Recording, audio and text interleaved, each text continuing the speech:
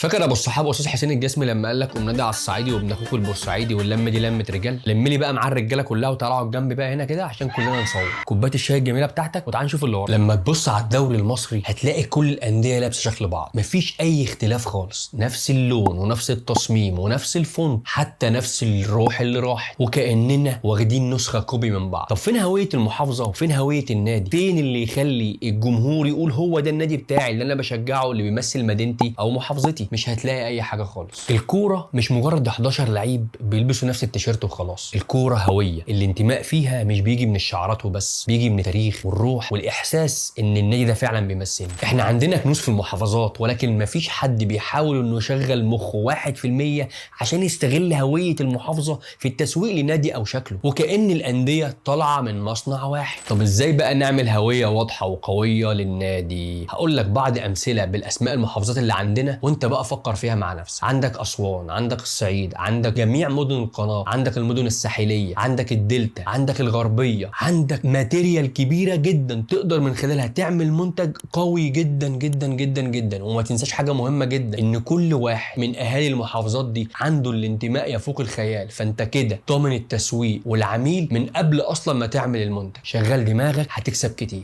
ازاي بقى نوصل للكتمنص؟ تعال اما اقول. الهويه يعني تسويق. لو كل نادي له شخصيه قويه تقدر من خلالها تبيع مجات، تيشيرتات، اعلام، كل حاجه خاصه بالنادي. الناس قادره انها تشتري، ولكن بشرط لازم تحس ان النادي ده فعلا بيمثلها بجد. والفقر مش في الماديات ولا الموارد، الفقر فعلا في اللي بيخلق الموارد. وهنا بقى بنوصل للحظه مهمه جدا، وهي ان احنا بنعلن عن مسابقه تصميم وهيكله بعض شعارات الانديه المحافظات. مش عايزين نعمل شعارات وخلاص، عايزين نعمل حاجه يكون فيها هويتنا فعلا. اي حد فيكم يقدر يعمل كده تواصل معايا فورا، وان شاء الله نشتغل مع بعض ونعمل منتج مصري شكلا ومضمونا ويقدر من خلالنا يتصدر ويتباع. تواصلوا معايا دلوقتي حالا، مستنيكم. لو فقدنا الهويه فاحنا فقدنا كل حاجه. الجمهور مش هيحب نادي ملوش روح، ولا البلد هتقدر تبيع دوري ملوش شخصيه. واستنونا بقى في الحلقه الجايه عشان نعرف ودنك منين يا جحا. وانت معدي ما تنساش اللايك والشير والكومنت عشان احبك. ودمتم سالمين.